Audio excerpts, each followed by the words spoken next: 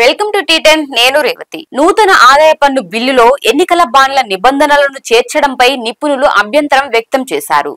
ఎన్నికల బాండ్ల పథకం రాజ్యాంగ విరుద్ధమంటూ గత సంవత్సరం సుప్రీంకోర్టు ఇచ్చిన తీర్పును వారు గుర్తు చేశారు. దానిని మరో రూపంలో తీసుకురావాలన్నది ప్రభుత్వ ఉద్దేశమై ఉండవచ్చునని వ్యాఖ్యానించారు. నూతన ఆదాయ పన్ను బిల్లులోని 8వ షెడ్యూలులో ఎన్నికల బాండ్ల ప్రస్తావన ఉంది. రాజకీయ పార్టీలు, ఎలక్టోరల్ ట్రస్ట్ల మొత్తం ఆదాయంలో ఎన్నికల బాండ్ల ద్వారా వచ్చిన ఆదాయాన్ని చేర్చకూడదని అందులో పేర్కొన్నారు. ప్రస్తుతం అమలులో ఉన్న 1961 సంవత్సరపు ఆదాయ పన్ను చట్టం ప్రకారం ఎన్నికల బాండ్ల ద్వారా కంపెనీలు, వ్యక్తుల నుండి వచ్చిన విరాళాల నుండి రాజకీయ పార్టీలకు మినహాయింపు ఉంది. 64 సంవత్సరాల నాటి ఐటీ చట్టం స్థానంలో కేంద్ర ప్రభుత్వం నూతన ఆదాయ పన్ను బిల్లును తీసుకొచ్చింది.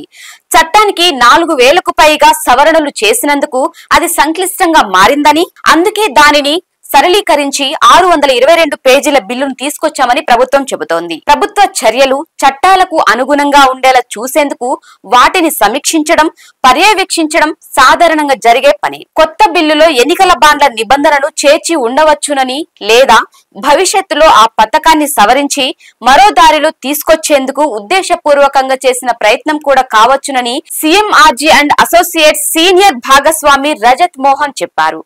ఎన్నికల బాండ్ల పథకాన్ని సుప్రీంకోర్టు కొట్టివేసిన సమయంలో కొన్ని అంశాలను లేవనెత్తిందని, వాటిని వ్యవస్థీకృత చర్చలు, నిపుణులతో సంప్రదింపుల ద్వారా పరిష్కరించవచ్చునని ఆయన సూచించారు. అయితే సవరించిన రాజకీయ విరాళాల వ్యవస్థను ప్రవేశపెట్టడానికి ప్రభుత్వం తనకున్న శాసనాధికారాన్ని అట్టే పెట్టుకున్నదని అన్నారు. కొత్త బిల్లులో ఎన్నికల బాండ్ల ప్రస్తావన తేవడం వ్యూహాత్మక నిర్ణయం కావచ్చునని, దీని ద్వారా భవిష్యత్తులో ఎన్నికల నిధులకు సంబంధించిన సంస్కరణలకు అవకాశం కలుగుతుందని చెప్పారు. షార్దుల్ అమర్చంద్ మంగల్ దాస్ అండ్ కంపెనీ భాగస్వామి రాహుత్ గార్గ్ మాట్లాడుతూ, కొత్త ఆదాయ పన్ను బిల్లులో చేసిన మార్పులు స్వభావరీత్యా కేవలం నిర్మాణ సంబంధమేనని అన్నారు. నిబంధనలు, సెక్షన్లలో ప్రధాన మార్పులేవి లేవని చెప్పారు. ఎన్నికల బాండ్ల జారీని నిలిపివేయాలని ఎస్బీఐకి సుప్రీంకోర్టు ఆదేశాలు జారీ చేసిన నేపథ్యంలో ఆ తీర్పును ప్రతిబింబించేలా సంబంధిత చట్టాల్లో సవరణలు చేయాల్సి ఉంటుంది. భవిష్యత్తులో ఎన్నికల బాండ్లు జారీ చేయాల్సి వచ్చినా వాటిని డిడక్షన్ గా అనుమతిస్తారు. ఏదేమైనా దాతల విరాళాలకు బహిర్గతం చేసే అంశాన్ని సంబంధిత చట్టాల కిందే పరిష్కరించాల్సి ఉంటుందని అన్నారు. 2018లో ఎన్నికల బాండ్ల పథకం ప్రారంభమైంది. అప్పటి నుండి ఎస్బీఐ 8 దఫాలుగా 16,518 కోట్ల విలువైన బాండ్లు జారీ చేసింది. 8వ షెడ్యూల్ ప్రకారం ఏ రాజకీయ పార్టీ అయినా తాను పొందిన స్వచ్ఛంద విరాళాలపై పన్ను మినహాయింపు కోరాలంటే 6 షరతులు పాటించాల్సి ఉంటుంది.